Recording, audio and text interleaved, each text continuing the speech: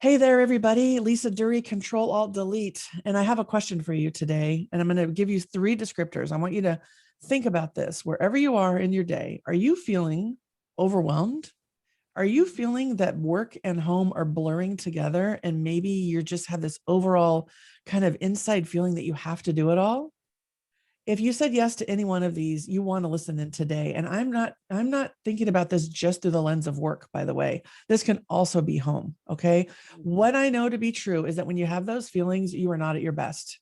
And our guest today helps people with those feelings and that experience of themselves every day. And she's amazing. And today we have Kathleen Fanning here. Kathleen, thank you for being with us today. Thank you, Lisa. I'm so happy to be here. Oh my gosh, you guys, Kathleen and I were joking about how she should say, oh, I'll be right back. I've got to get the kettle to like walk you through what it's like to have too much to do. Right.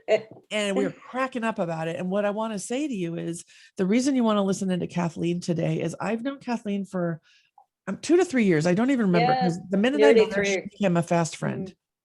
And she was overwhelmed trying to do a Facebook Live. And I walked up to her being the helper that I am. And I said, hey, do you want some help?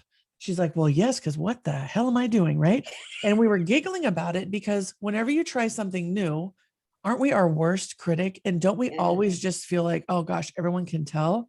But I want to tell you, Kathleen's first Facebook Live was brilliant. And she since then challenged herself and did 30 days. And she's always adding value. And I invited her. She got a personal invitation from me because what she's sharing with her clients and in the communities that she and I are part of, it can't be a secret. This needs to get out. So if you're feeling overwhelmed, if you're feeling like you have to do it all, if work and home are just a blur, I just want you to make sure you're leaning in today and listening to this because Kathleen's going to help you with some tangible, actionable things you can do right now. And then also some things to think about in the future. So Kathleen, let me read your formal intro. Let's make it super official. Okay. Okay. Yeah. Kathleen Fanning. Oh my gosh. Kathleen Fanning is a resilience coach and trainer who supports women who are senior leaders in business and higher education. I'm going to stop for 1 second and say, if you're not a woman, you still want to listen in. If you're not in business or higher education, you still want to listen in. So as business owners, we're always clear on our niche, right? Who we really serve. But guess what? Those senior leaders in business and higher education, their moms, their daughters, their spouses, their sisters and cousins. So whether or not you are her ideal audience, who she helps every day, you can count on me to translate. And you can also count on yourself to see the connection here for anybody that you love and anyone that you lead. So let's make sure we're clear on that. Okay. So Kathleen's clients experience overwhelm, lack of boundaries between work and home, and a sense of they have to do it all. Now I could put an exclamation point on this, but I think we know, right? They have to, it's all on them, that person, nobody else. You got to do it all. Through coaching, she helps them see the bigger picture, how to prioritize so they can delegate. And I love this, and create space for more strategic work. And put a ... on this, Kathleen, because I know the more strategic work is also life-giving and energizing. Am I right in that? That's right. Absolutely. Awesome. Absolutely. So tell us why this matters, Kathleen. Why are you on this mission? Yeah. Okay. I just wanted to add into what you said there. Yeah. The whole lack of boundaries and feeling you have to do it all. Hasn't that increased 100-fold working from home? Oh, listen. Who is not men and women thinking that somebody, I better be here till all hours because I have to be even more efficient and more productive. Sorry, absolutely. there I just listen, you can interview me. I love it. Let's go. Yes, it has. I'm going to say yes to that. And I'm actually going to land it in my own brain so I can really harness what you're saying, because before the pandemic, this was already a problem. And what I'm hearing you say with your question, which is brilliant, by the way, is how much more is it now? And how much more needed is this conversation? And how it's like imperative. And that's really why I wanted you to come on today, because you might have thought you had it before and you could like hide it all and figure it all out. And I didn't, because that's how I burnt out. Yeah. But now, guess what? Exponential pressure, right? I love this is the thing you guys need to know about Kathleen. She's going to ask you the right question. Like, boom, she just started it. Like, it was awesome. Yes. So why is it important now, Kathleen? What are you seeing? What's going on? What's happening in the people and this is men and women, as you said too, that just have this sense that because they're working from home at the moment, they have to be seen to be even more productive, even Mhm. more at their desk. Like, and yet they know it's crazy.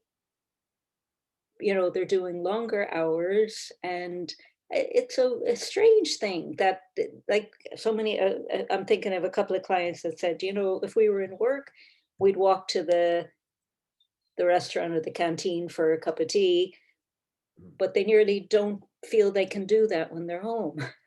You know, this is so important.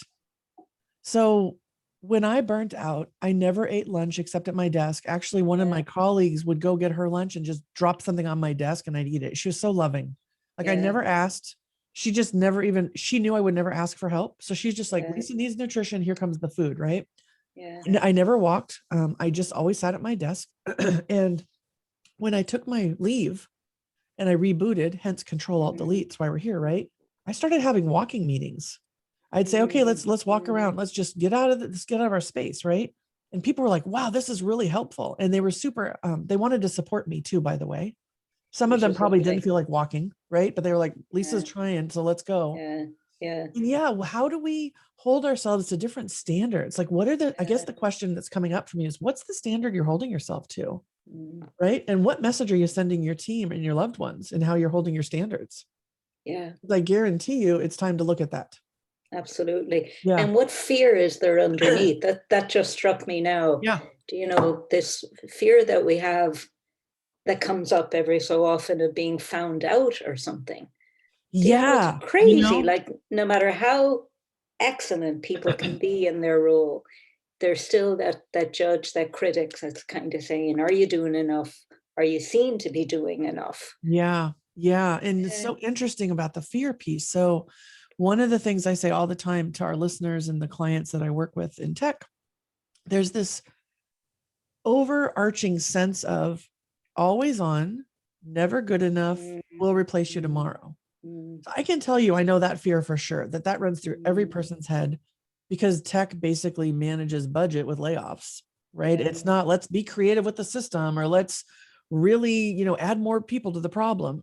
It doesn't work like that, right? yeah. And so I think one of the fears is this like unspoken, I said yes to this type of Mm, environment, this culture, and so I better make sure that I'm always on and good at more than good enough. And I don't want to get replaced. And so I think it yeah, comes down to job security and then environment and also leadership, at least the clients yeah. that I'm working with. Yeah, but isn't it Um, funny that it can be there even when the job security is there? the job security is usually there, Kathleen. You know what I In mean? Like if high you're brilliant, it's there. Just get the job done. Exactly. and in higher ed, you know, what so Right. many of my clients are from, 99% of them have tenure, so they have a secure job, but there's still that I don't know. I wondered, is it something we pick up as children, or I don't know. I Oh, suppose I think I'm not so. a Listen, I know I'm not a therapist and neither are you, right? But I got to yeah, tell you, we learn a lot from the systems we that sure we were do. growing up We in. sure do. And then we Yeah, learn by the leaders that come before us. We get molded that way, right? That's yeah, kind of, we're observant. Humans are observant and you pick up on the social completely, cues and then you get right in line, right? completely, Yeah. And absolutely, it yeah, takes courage to go, yeah, I'm going to have a boundary. And no, yeah. I'm not going to be back to back. And yeah, I'm not going to be on camera for Zoom right now. Like that takes courage, Mm. right? And I'm going to build in a few minutes between one meeting and the next Exactly. because I come in late and because I've been delayed in the first meeting. And then I'm thinking Yeah. people are judging me for being late and Yep. crazy stuff. Yeah. And how many times do we just say sorry instead of, Yeah, thank you for your support while I finished up this client call? Oh, sorry, yeah, I'm late. Like, how different that's is it when right. you stand in that That's thank right. you?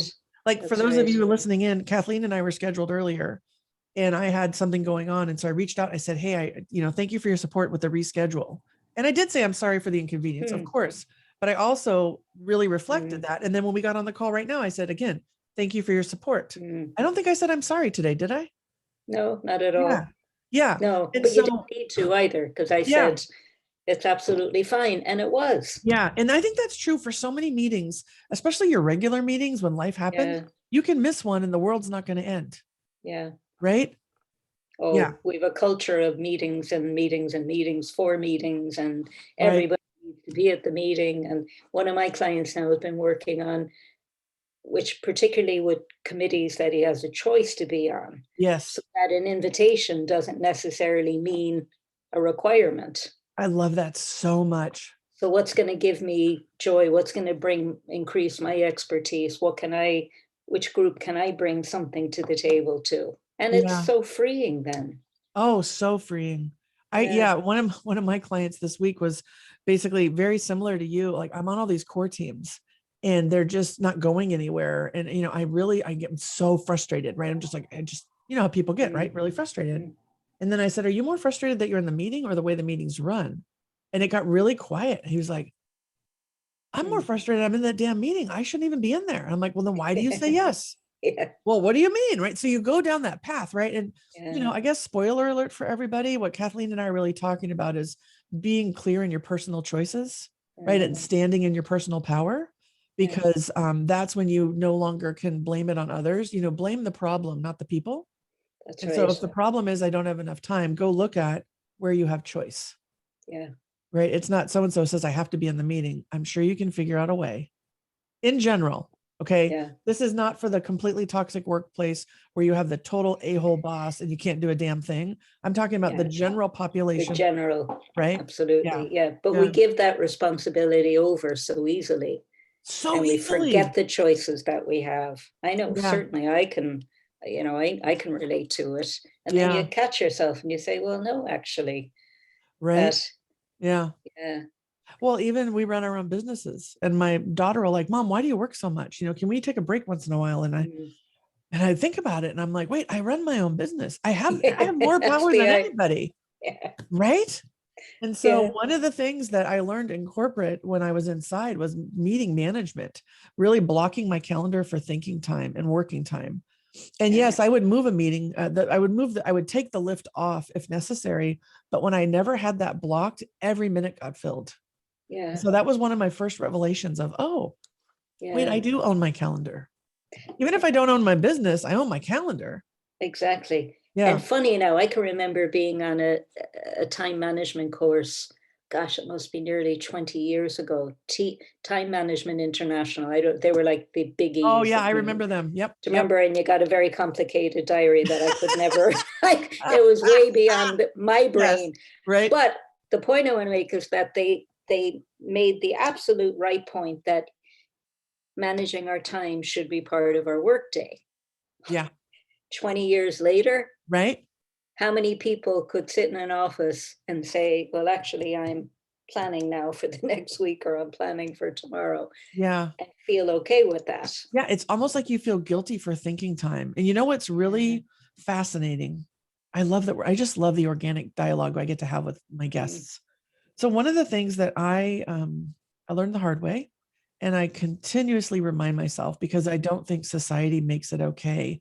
But when you think about, education in the Industrial Revolution, you were basically training people about being compliant in a process, right? Let's make all the parts for the train this way, right? You're going to go into a place where you don't have to think. You just do, right? That was Yeah. back then.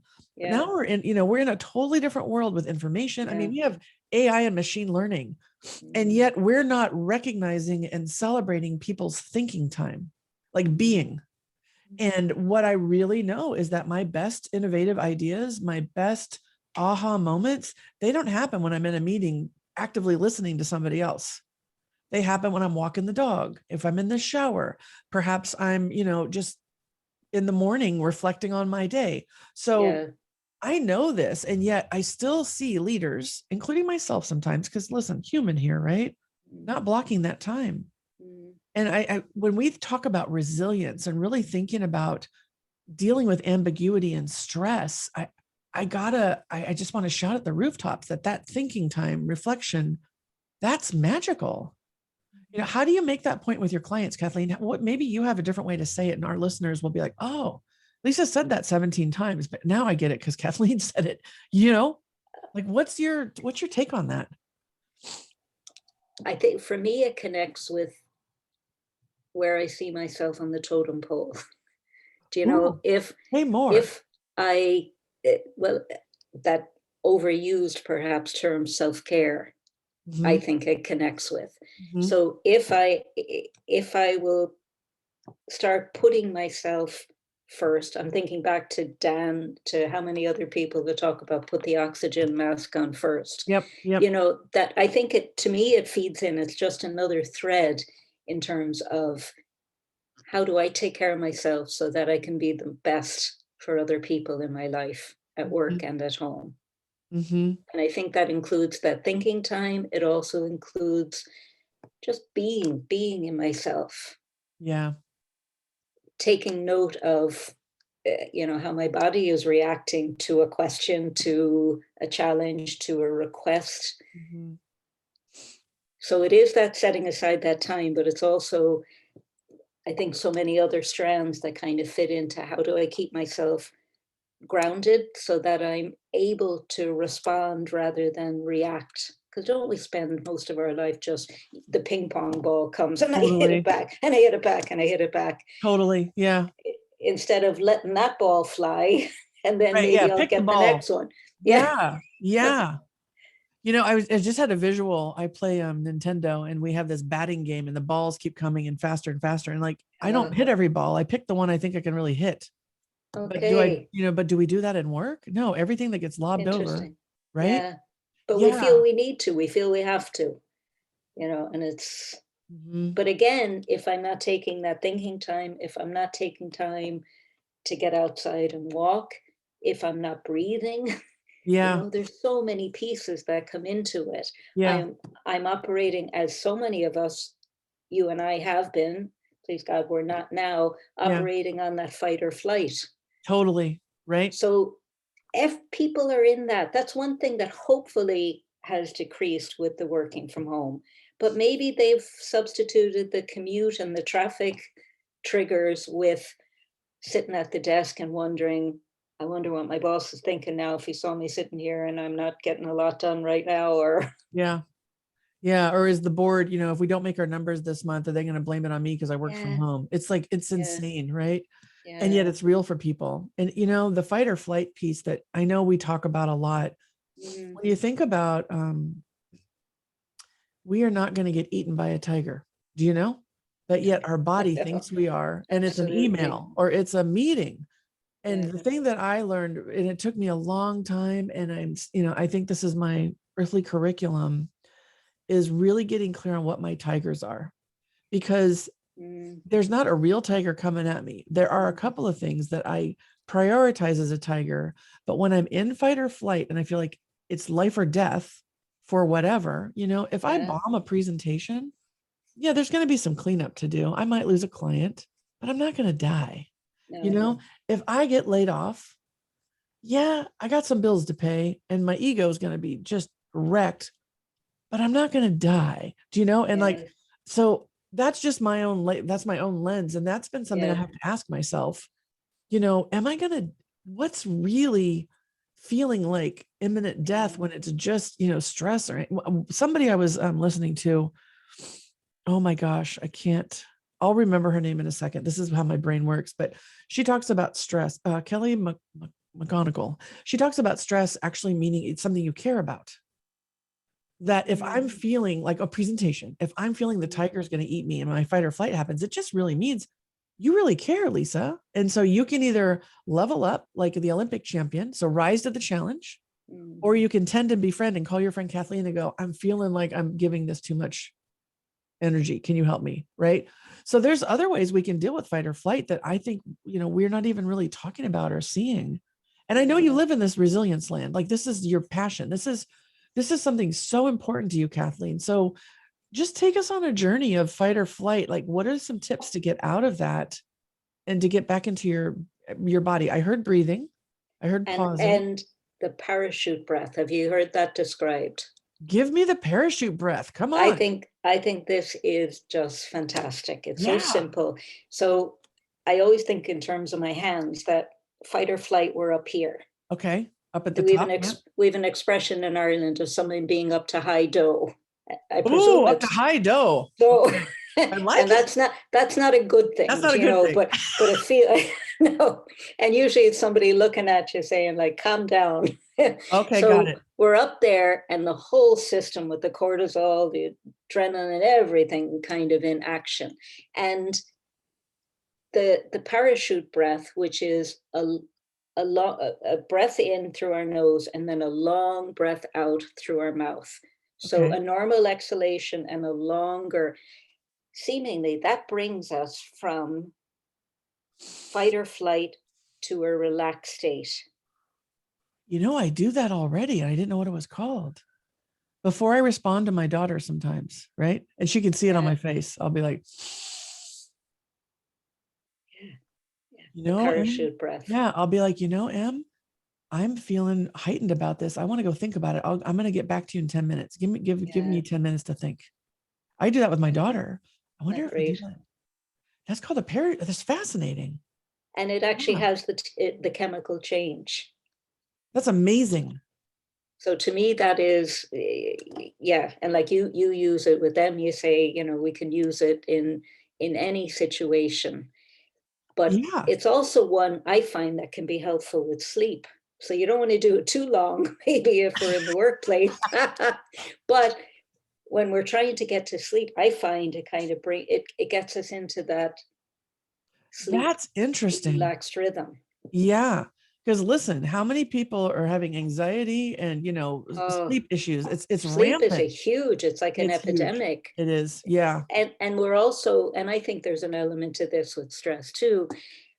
We talk about it so much. I talk about it so much. It becomes nearly an obsession. I Yeah. look at my Fitbit. How many how many Right. hours did I get last night? Yeah. But it is such an important thing. And they say that children and adults are getting at least an hour or 2 hours less sleep than we would have gotten maybe 20 years ago. So Yeah. it's not a good thing. So It's not a good thing. we need to address it. Another thing in terms of the fight or flight, well, that's the thing in the moment. Okay. Mm, What you said about the tiger, it is knowing our triggers yeah. and looking at the worst case scenario. Mhm. I hear my mother, I'm sure you do too, all these sayings that we Oh kind of yeah. grew up. Some of them you don't want to think about, but then others are wonderful. And my mother would say, it's not the killing of a man, and it's like, what does that mean? But it's just what you said. It's not Yeah. life or death. Yeah. And she'd be trying to teach us to keep it a bit in perspective. Yeah. Yep. Oh my gosh. Can I share mine? So it Yeah, wasn't what my is mom, it? it's my dad. My dad used to say, what are they going to do? Shave your head and send you to Vietnam? And I'd be like, no, that's not even possible for me. Like, I used to be like, what in the hell are you talking about? Yeah, And I'd look at yeah, him and he'd be like, one day, kid. This is my dad. He's very like, yeah. one day, kid. And I Kid, you called him, don't get one it. day I was like, okay, I got it. I got it. Yeah, It's like, what's the worst thing? yeah. And I said, dad, you might have just said, what's the worst thing and help me identify it because yours did not, So I always say that to leaders too. Just because you have a phrase, they may not know what the hell it means. It's That's not the right. killing of a man. They're not shaving your head. Say, Yeah, hello. say it. That's true. Right? How many years did it take to figure it out instead of Yeah. being explained? I I love know. it so much. But we love our parents. This is like and I've said this to my dad, so this is nothing new for anybody. But Yeah, yes, so thinking about what's the worst and asking yourself in the yeah, moment, yeah, right? Because you said yeah. something I think is really important to double click on too. You said react or respond, Oh, right? yeah. How much time right now are people reacting Mm, because mm, of the back to back, everything mm, crunched, right? mm, My goal, I even, Kathleen and I set our intentions before we went live. And, if I was with a client, one of my intentions is always to respond and not react. Because as a mm, coach, right, a facilitator, you don't want to take on their stuff. You need to hold mm. space for that. And I think Yeah, that's true for leaders. that's, Right. yeah, And so you think about it, okay, react or respond. Maybe the intention you just said is today I choose to be responsive and not reactive. And then you basically obligate yourself to make some of these choices, but to be yeah, intentional about it. yeah. Yeah. And, for the leader, for the people at the top, not to be frenetic, not to Yeah. be kind of like, in the hamster wheel with the panic or whatever, because uh, that just spreads down to people too, Yeah. so everyone has a responsibility because my panic can rub off on you. I remember I started my career in Montessori. I was a preschool teacher Oh, I for a didn't few. know that. Yeah, Oh, and I'd have to say it formed me in terms of my teaching, my training, my coaching, follow the child, follow the learner, follow the client. mm-hmm. But I can remember when parents would bring their children in and they'd be fine. And then they'd be at the door and then the tears would come. And then the Mars bar would come out from the mother's pocket. Yep. So I'm like, Yeah. there's one smart little cookie there who's Oh figured yeah. this one out. But the other thing was when one child would cry, they'd all start crying. Totally. Totally. And I think we have the same. We pick up on a panic, but we also pick up on joy when somebody brings in a different energy. Yeah. Yep. We mightn't figure it out, but we think, gosh, there's something really infectious. And that is, I think, something we have to be conscious of. Yeah. That we've spoken in, I know I've been writing about it on LinkedIn, this idea of the kind workplace. And one of our coaching pals, Donnie, wrote something as simple as a smile. Oh, right. Yeah. Yeah.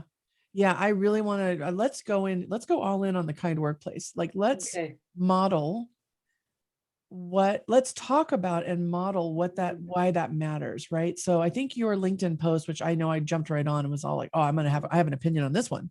It was like, is a kind workplace even possible? Was that the question you posed? That's right. Yeah. Yeah.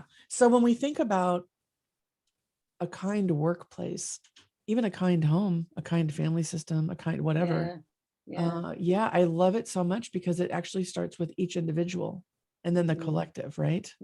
So talk to me about the kind workplace. Where's your head at on this right now? It's funny because it's a term that emerged somehow or other. I'm sure I'd read something with it, Yeah. but I love that term kind.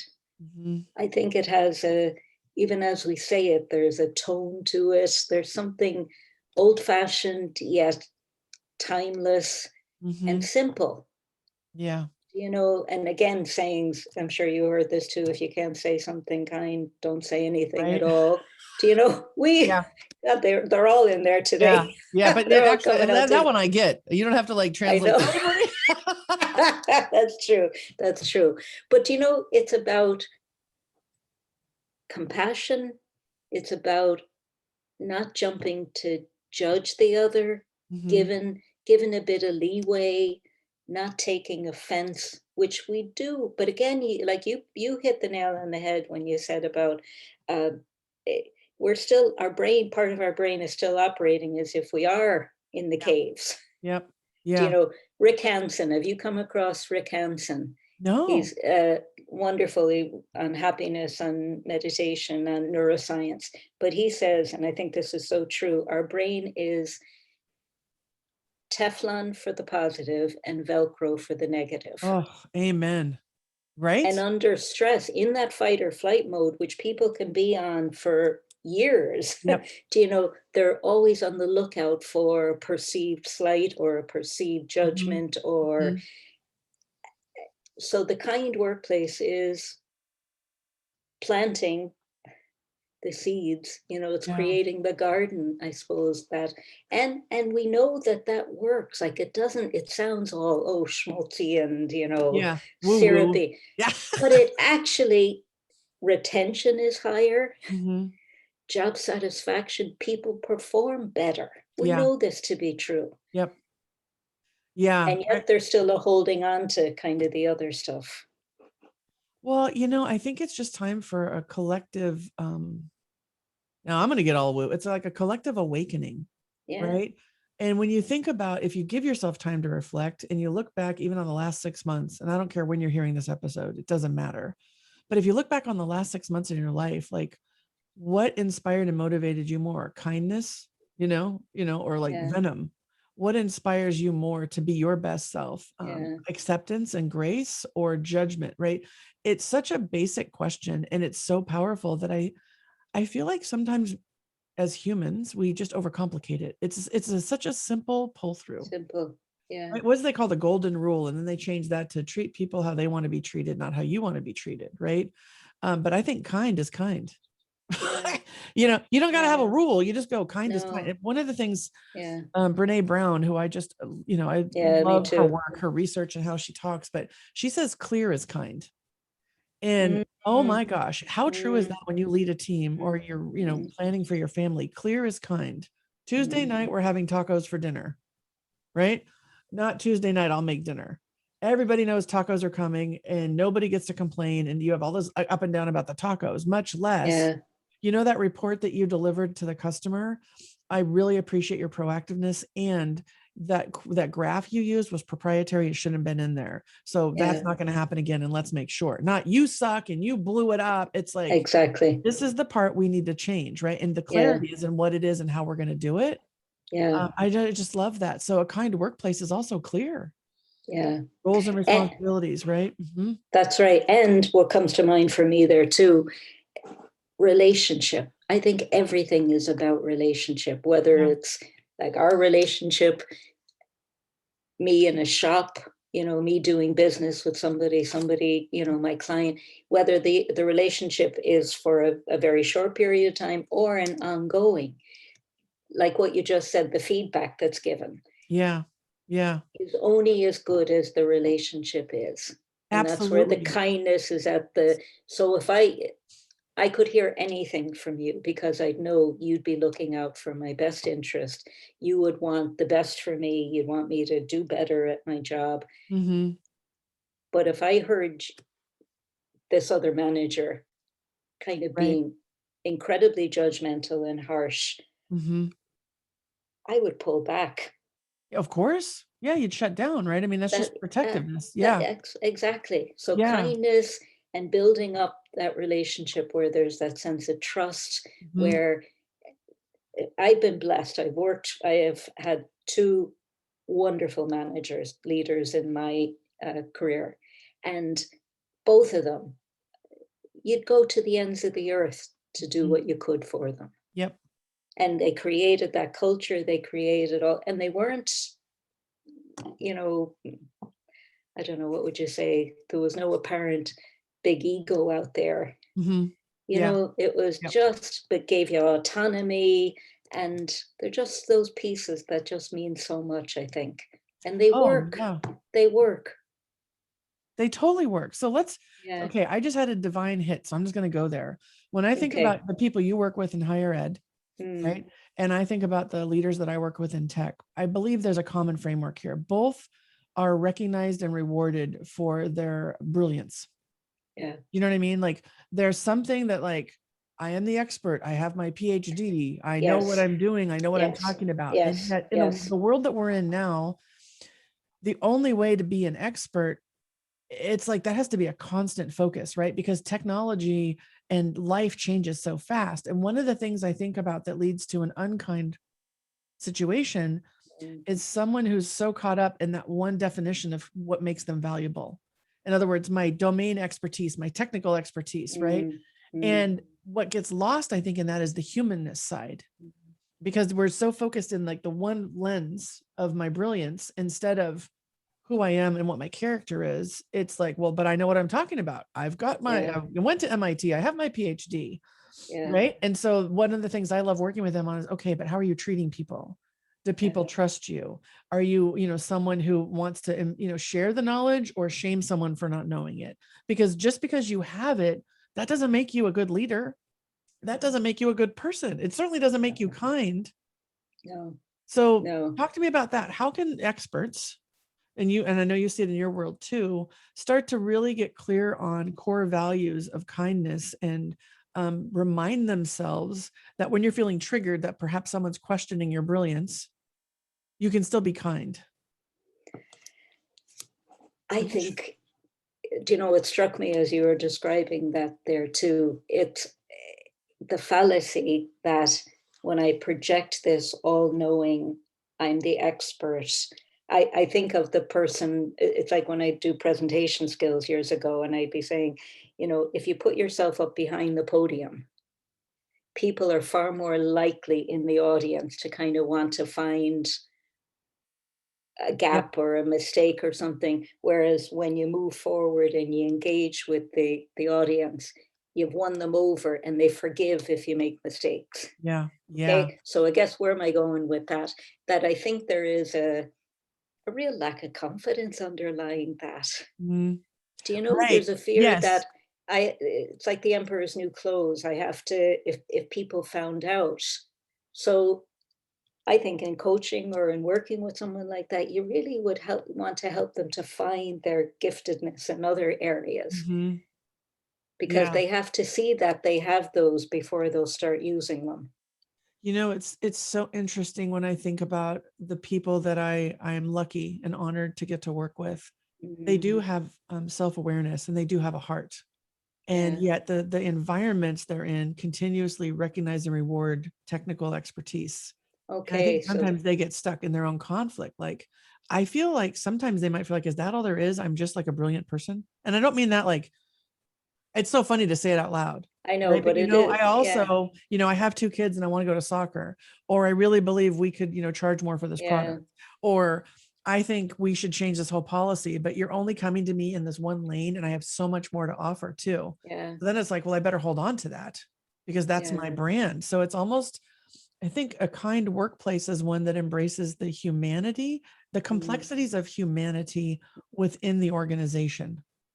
And I mean, that's no small feat because listen, humans are not easy, right? And here's the thing, perfection doesn't exist. No, So be perfectly imperfect. I mean, I had to learn this so many times in my lifetime too. yeah. But the best leaders are the ones that make mistakes and say, oh, I thought it Oh, was this. Let's all rally together. What ideas do you have? yeah, Those are the leaders I yeah, want to work for, yeah. right? Because you're Because, including me and we're a part of the solution. We're not just yeah, sitting out here where you could tell us, you lob that ping pong ball over, which is the action item. Yeah, that's not engagement. That's command and control. That's not yeah, connection. yeah. Yeah. And where does that start? Mhm. I think I believe that each of us contribute.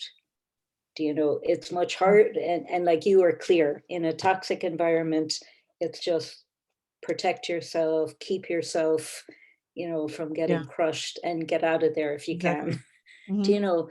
But if it's like what you describe, where we're not doing things intentionally, but the climate hasn't fostered any of the things you've described, Yeah. somebody has to take a risk. And does it need to be someone? Because it was interesting on the LinkedIn post, people were saying, yes, it has to be from management, has to. I don't know. I wonder, can it come? Is there like a revolution that needs to happen? Mhm. Yeah, Do I we think I need agree. to, at whatever level we're at, Mhm. start to make the changes, start to acknowledge each other, they're the people that are always remembered when you Absolutely. think back on a job, like your colleague bringing you lunch. Exactly. I was just gonna say, I will Oh, never forget that. I felt so loved no. and seen, Yeah, yeah, not judged. It wasn't like, "You need to go eat lunch. Come on, I'm taking you." exactly. Give you It a was like, lecture about it. "Yeah, I'm not gonna change who you are right now. I get you're focused, and I Yeah, care enough about you to get you some nutrition. So here's." I'll yeah. never forget, there's the first time I ever had a tuna sandwich with cranberries on it, and I thought, "What the hell is this?" Right? And I thought, "Well, I'll eat it because it's here." It was delicious. Was it? I would have never. No, no, I think I might Right? have, I I'm would have like, wanted to have been hungry. just move it off to the. I thought, well, this is Isn't that interesting. But funny? I also trusted that she wouldn't give me something that was, she's not going Yeah, to go make me a shit sandwich. You know what I mean? Like, so, yeah. okay, I'm going to try something new. And I think love belongs in the workforce. This is what we're Oh, talking about, Kathleen. absolutely. Talking about love, Absolutely. right? Yeah, And yeah. here's the thing, I think it is a revolution. I don't think it's just at Mm, the top. I think as colleagues, you're in the trenches together, and there's nobody better equipped to actually see you, feel you, and have your back. yeah. You know what I mean? Like, it's not necessarily always the boss. Now, the boss has a huge role in this. Okay. And listen, leadership affects leadership. I might have a writer downer. It's coming to me. But what I want to say is, you were talking about energy is contagious. Mm, And, I think anxiety is contagious, as is mm, joy. mm, Leaders who are just like butt puckered running around, the sky is falling and everything's broken all the time, instead of celebrating the small wins mm. and highlighting things that are going good. Like, what you look at is what you measure is what you get. Absolutely. Where you put your focus. Yeah. Yes. That's what Yeah. grows. That's what they know from research. Yeah, it gets bigger and bigger. Hmm. It's Yeah. Yeah. It's interesting because um I was looking, and I have it in front of me. The Resilience Institute had a report out, the Global Resilience Report, which It's business insights and evidence of impact of resilience, which, by the way, Kathleen is a specialist in, right? And one of the things they said is that a good business has 2 organizational development objectives. This is it. Reduce risks and unnecessary suffering. That's prevent problems and pain, right? And raise the productivity and fulfillment of work. Achieve more enriched life. That's kind work. That's being kind, and that's having love in the workplace, right? Yeah. Prevent suffering and problems and pain, and achieve more and enrich life. Like, people don't go to work just for a paycheck. No. They don't. No. Yeah. No. So when we're finding more. Sorry there. No, we're finding more in terms of resilience, how important that network is. That's a whole aspect of what keeps people strong in adversity. And maybe that's the challenge too in working from home, that I'm not having that cup of tea. I'm not having the chat over the water cooler or whatever. So that is kind of a missing piece. But yeah, what you described there is just. Yeah. So talk to me about the network. So for everyone listening in who's blurred work and home, whatever, blurred, whatever, there are no boundaries right now, right? They feel like they have to do it all, and they're just overwhelmed, because guess what? Everybody has a right to be there right now. Yeah, no, this is not a surprise. You know, what's the first step they should take? And it has to be small, right? Because it's like, okay, if it's too big, it's just one more to do. Yeah. You know, so I come to you and I'm saying, Kathleen, I'm overwhelmed. Everything is blurred. I can't even breathe. It's just crazy. Like, what's your advice to people listening? What's one thing they can do today? Reach out to somebody. Mm. Do you know, when you, I know this to be true, everyone knows this to be true, that when it's in my head, when it's in my body, when I'm in that panic mode, I'm just feeling all these and the same story going around and around and around.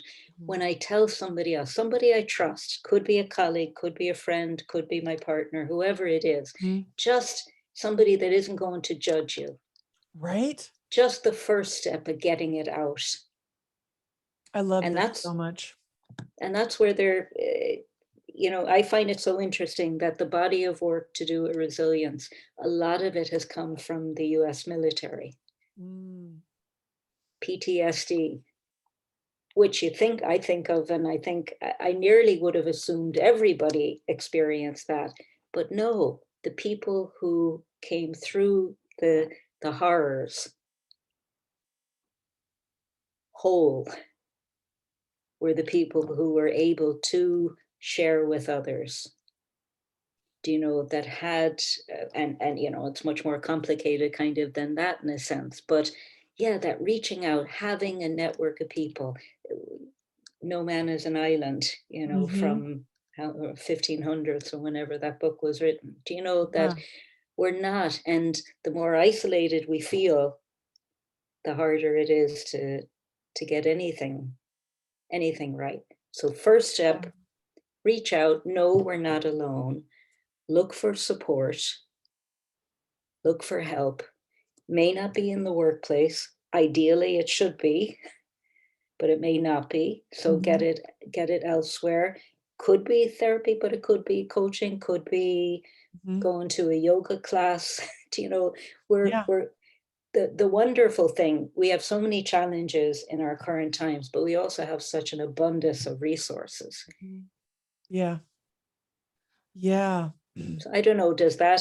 I love it. Yeah. I'm actually, if you can see my face, I'm processing what you're saying, because how easy is that? And yet how difficult, do you know? Like, what I want to say too, is if you're the one feeling it, reach out. But I also want to invite everybody listening right now to think, who's one person today that might really need me? Not that you have to give them an hour, because you don't have an hour, but a text, a phone call, an email, a song, like send them flowers, whatever. Everybody's suffering silently, right? And so sometimes you don't have it in you to reach out, which your advice is spot on, Kathleen. I instantly thought of, what do I need to do? And then I thought of all the people that might just need to hear from somebody else too. Yeah. Right. And the other thing that showed up when you were talking, I'd love your opinion on this. So many times you're clear on your intention, right? So let's say you call me and I'm in the middle of everything, but I see it's Kathleen, so I pick up. And I'm thinking you're going to be like, hey, do you got the new recipe for this cake? Or, something light. I'm making it up. Okay. But you're really like, I need a friend. I'm overwhelmed, blah, blah, blah. And then I'm like, I have 6 minutes. Yeah. I just not going to answer my phone because if Kathleen calls, she's going to need like 20. Yeah. So I'm starting to think about, being very clear in the intention and having that trust boundary space. Cause I bet if you called and I'm thinking you want the cake recipe, but you're calling me saying I need a friend and I have 6 minutes, I believe I could say to you, I have 3 minutes right now. Let's get as much out as you can. And then let's set a time later today. And I'm going to call you back. I have a client. Like, Wonderful. how would that be for you? Wonderful. Oh, absolutely. It's the honesty. Because how often we have the pretend listening. So you've the given pretend me, listening, right? Yeah. you've given me the 6 minutes, but you're distracted thinking, oh my God, I got all this other work to do. Yep. So just that, and that may change the experience for that other person, even in those 3 minutes, to know that I've been listened to, I've been heard, I've been accepted, and Lisa's there for me in a while. Yeah. Yeah. So here's the thing I noticed about myself early on. I was the non-listener. And then people would say, are you typing? And I'm like, shit, they heard me typing. Damn it. I thought I was really being a good listener. We all think we're right? getting away with it. Because of the whole like, let's set an event, put the phone over here, put it on. I'm just going to, right? OMG. Once someone said that to me, I thought, oh, I suck. And then I realized I don't suck. I don't have boundaries. Like what I should have said, and this is why I'm offering it now, is here's what I have right now. Like you matter. Here's what I have right now. And let's schedule the time. And it might even be 2 days for some people. It could be a week. I don't know. But yeah, that goes back to boundaries, right? So tell us about some missing boundaries you're seeing with your clients. Like let's highlight it so people can assess where they might be giving their power or their time away and they don't need to. That notion, and you read it out there, feeling they have to do it all. I'm amazed with how many people who have a team of people to work with, but spend so much time, as I term it, with the operational pieces, and then there's no time for the strategic that they actually, like you said, enjoy and get life out of, and things will grow kind of from that. So the operational nitty-gritty stuff that I don't have to do, I'm spending all my energy on, and it's taken me all hours, and feeling I have to answer every email that comes in immediately. Right? That crazy, I say it with a smile, kind of crazy stuff, because we all can fall into it. But that's one. And and I know that's for the moments that matter, your whole philosophy, where people don't realize how their home life is being eroded. Right. That one woman that I was working with that said, the kids want me to play games with them at night. I can't do that. Right. Yeah. Because I have this important work to do. So it changed for her, because she actually was clear, just like you were saying, that she said, okay, let's set aside Tuesday and Thursday. Right. And you pick the games and I'll be ready. Yes. Instead of coming with that tired, and it hurt this woman so much. She knew what this was not, she wanted that time, but she didn't have the energy, emotionally, physically, anything. But then, and putting a time, I have a client who has made a ritual at closing the laptop at a certain time. Yeah. And he's gotten really good at it, not going back to it. I have a few men and women that are starting to do this, but it's to create, particularly in this working from home space.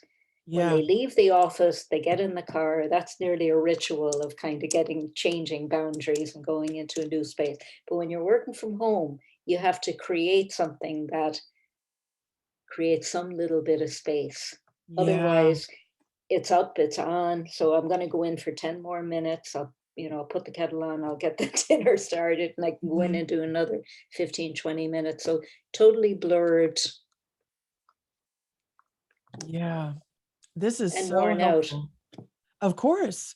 I was just thinking about my own life, which, I think we all do when we're listening to someone like you talk, right? We reflect back. And yesterday, it was just yesterday, I took a nap, and I don't normally nap on weekends because I have I have episodes of mom guilt because that's my time with my daughter, my husband, family time, whatever, right? I Yeah. was so tired, and they allowed me. I say allowed because they were quiet. Do you know? I didn't Yeah. ask for permission. I just kind of like, we were watching a movie. I put my head down and just snuck into my sleep. Okay, you go. Right. So I didn't ask for permission or support. But when I woke up, I said to them both, I feel so much better and I'm so able to be present now. Thank you so much. Thank you for your support, not making noise. And they're like, oh, you're such a goofball. Cause I'm very much like this. But I really meant that. And I think sometimes letting people know when you're, how do I want to say Yeah. this? That transition time, or the mom who did the Tuesdays and Thursdays game night, right? Letting people know, I want to give you my best.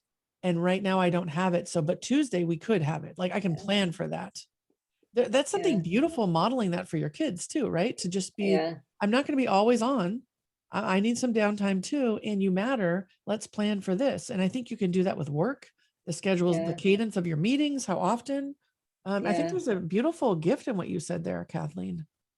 And it brought to mind another client who enlisted her three little girls to Mm-hmm. help her to put boundaries, and not in an argumentative kind of way. It was like they were enlisted as the team to remind her. That's beautiful, right? In other words, But I'm working on this and I want you to be my accountability, right? exactly, Yeah, I do that at exactly. work too. Yeah. Yeah. Yeah, this brings up something for me that's so near and dear to my heart. I run this program called Be Her Ally, and it's for women who are Mm, returning to work after taking time off in mm, tech. And I do this in partnership with an organization called Women Back to Work. And we're doing the Be Her Ally training about what does allyship mean. So when we think about what's happening in the world today, women are leaving the workforce in unprecedented numbers. I think it's going to have a ripple effect on generations. And you just talked about these being an ally with the client and the daughters. And I think you can be an ally at work and you can be an ally at home. So even when it comes to doing the dishes, we used to be like, well, somebody cooks and then somebody cleans. We would like divide the labor. yeah. And what we're trying to do now is all of us have a piece of the cooking and all of us have a piece of the cleaning. And that feels more like allyship to me, where we're in it together. Mm, mm, And I just, I think about this a lot because when you're blending things at home and you're trying to get the laundry done in between your calls and the kid wants this and so needs that, I just would ask everybody to think about, what do you need in an ally? mm. And then figure out your explicit ask and the intention behind it. Because I think the magic is in, I really want to be present with you. And the amount of laundry we have is so overwhelming to me. I'm just grumpy. Yeah. What ideas do you have on the laundry? How could we work together to solve this? So instead of like, you're the problem or you're not supporting me, it's much more Yeah. blame the laundry as the problem and then talk to each other about how might we, how might I be able to be my best so that I'm not doing laundry 7 loads a day? Maybe we do it every other day. Like the creativeness, right? And I just thought I could hear one child say, "Oh, we just won't wash our clothes." Oh, totally. Right. Well, great. You can stink and I'll do my own. Right. But yeah, how might we? That's I an know it's option. great though. That's an But option. Maybe we and don't do even the laundry. fun of that, yeah, Yeah. yeah, Yeah. yeah. So And what wouldn't you're that really be an aspect of the kind workplace too? exactly, it's about being allies and being kind. Yeah, yeah, Yeah. yeah. And being Okay. vulnerable, which is such a challenge. Oh, We spend most of our time trying not to show any vulnerability. And now, yeah. thankfully, like Brené Brown and people have taught us that that's actually I mean, what's that's the needed. yeah, the human experience is not meant to be Uh, a solo trip, right? Yeah. yeah. All right. So I feel like I'm going to just for a second, let's just like circle back. We've talked about stress management. We've talked about allyship. We've talked about resilience, mental fitness, love, kindness, toxicity. We've talked about communication and how to ask for what you need. And the right first thing is to talk to somebody. So I feel like the pull through here is about connection to yourself and others. Mm, Is that okay? So when you mm, think about all the work that you do, and let's just think I'm like really great at writing code and I kind of don't really like people because they're really complex and I like the black and white of my formulas.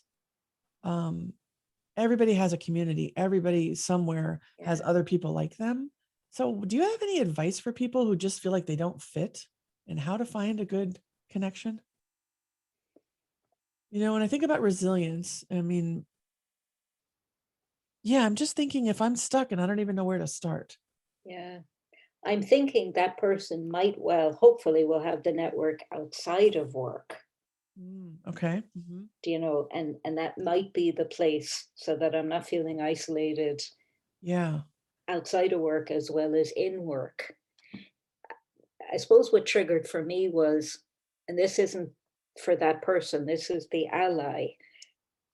In my experience, I have found the sense of humor being that that person may well have the quirkiest sense of humor, but we don't get to see it very often. Yeah. And the ally, the person who you've described earlier, who was kind enough to bring the lunch, is probably the person too who would notice that, would remember things about that person. Yeah. There's an Yep. introversion there probably too. Absolutely. Yeah. So eh, eh, those of us that can talk more easily maybe and have a laugh more Mhm. easily, isn't it up to us to help draw them out? Not put them on the Absolutely. spot, but just have that little bit of fun. That's been my experience with people. And then that kind of breaks down and other people start seeing that, gosh, there's a lot more to him than we Yep. thought. Yeah.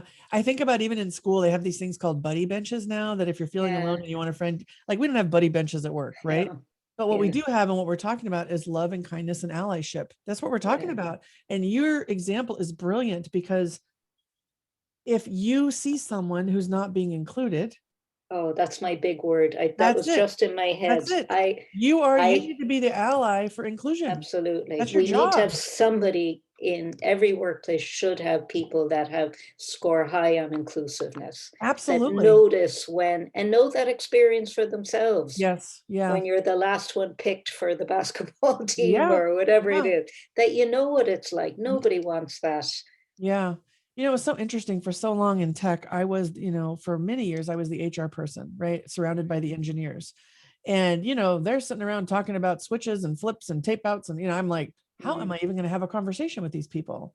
And yeah, I, and I also thought, man, they really love talking about work. Right. But that was like their safe space. So what happened with me is, I'd bring in songs or I would bring in books or I'd bring in movies or I'd find some way to yeah, like somehow some way. connect. And then they Mm, were like, always sitting by me at dinners and sales yeah, conferences because yeah, I brought something new, yeah, right? But I was definitely excluded. They were like, "Oh, HR. Oh yeah, there's the police, blah blah blah." I yeah. felt that for such a long time and I had to like really step out of my comfort zone and instead I knew Mm, I knew I had to have a connection in order to be effective in my job. But mm, I also have a lot of extroverted tendencies in me, right? And I don't really, if you think I'm stupid, then I am not your people. That's fine. And I'm okay with that.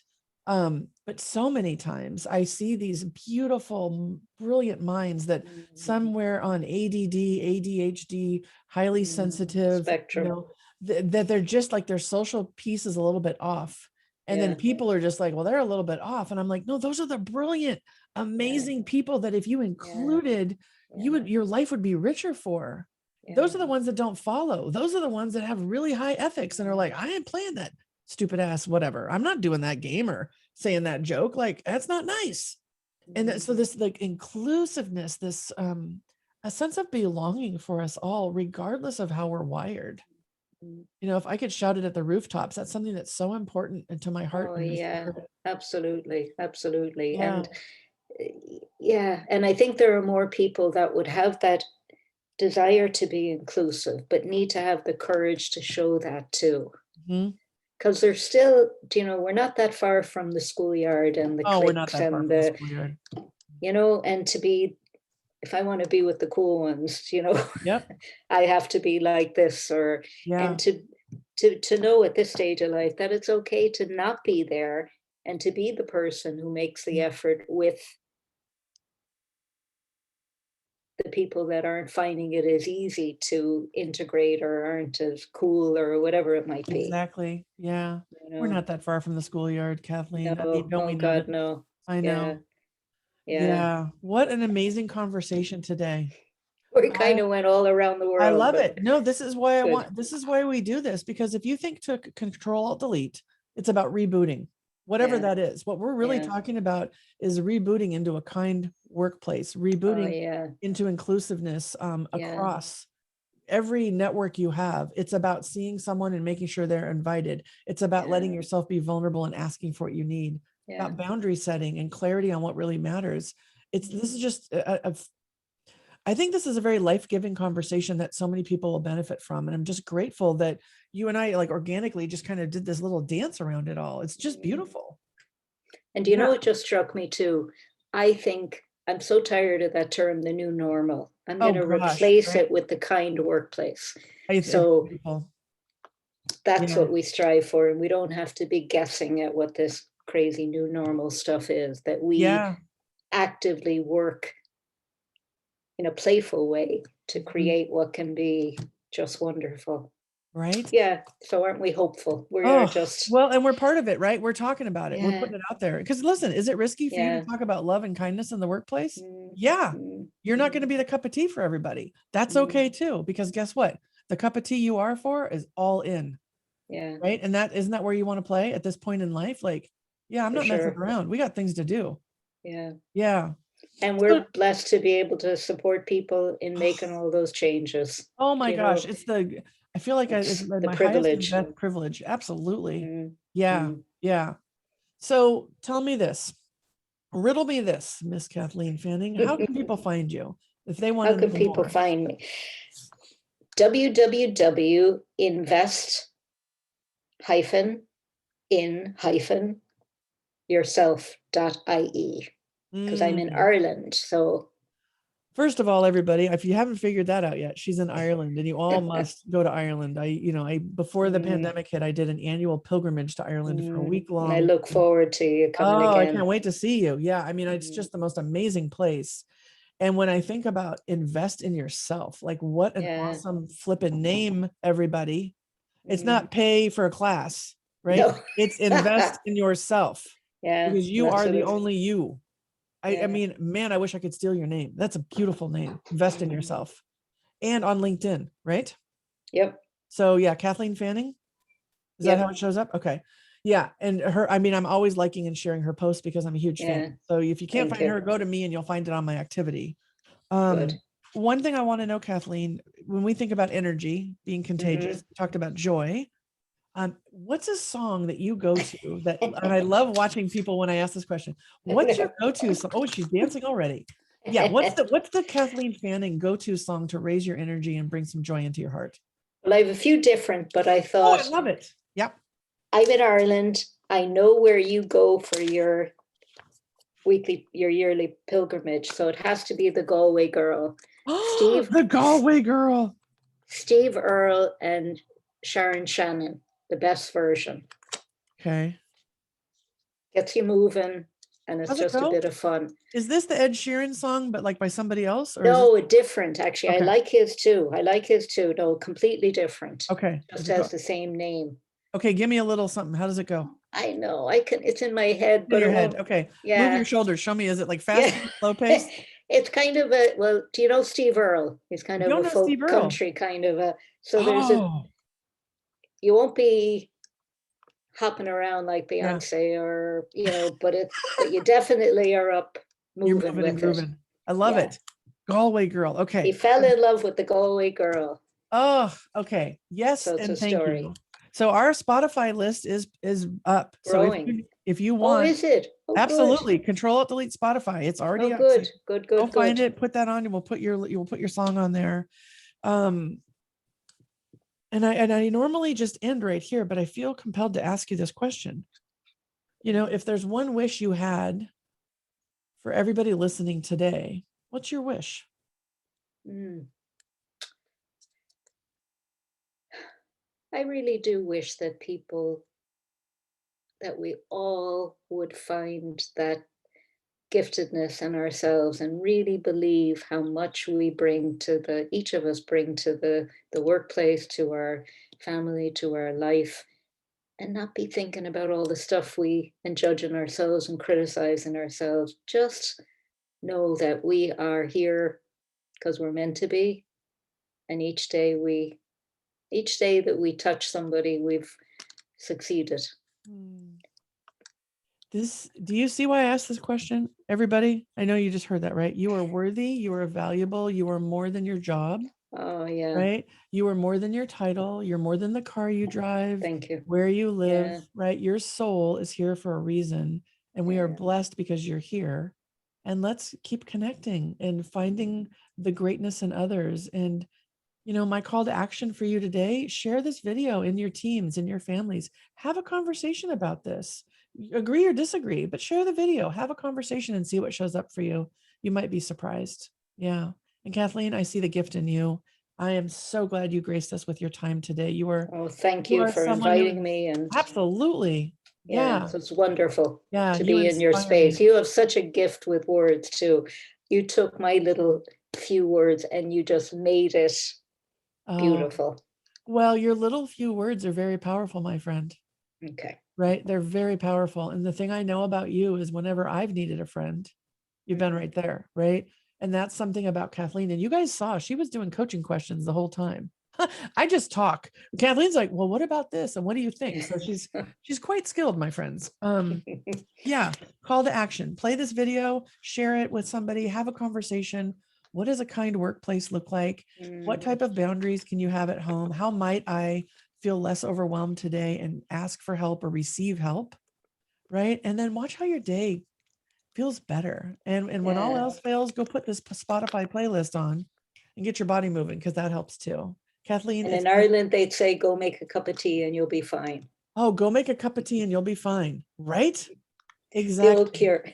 I just love it so much. Thank you for your time today and for your Thank you. brilliance. Thank Yeah. you. Oh, you're Yeah. wonderful. Thank you. Oh, You're doing great work here. This series is just oh, amazing. thank you. Well, Thank you. everybody, make it a great day. And Kathleen and I look forward to hearing from you. Mm. Take good care.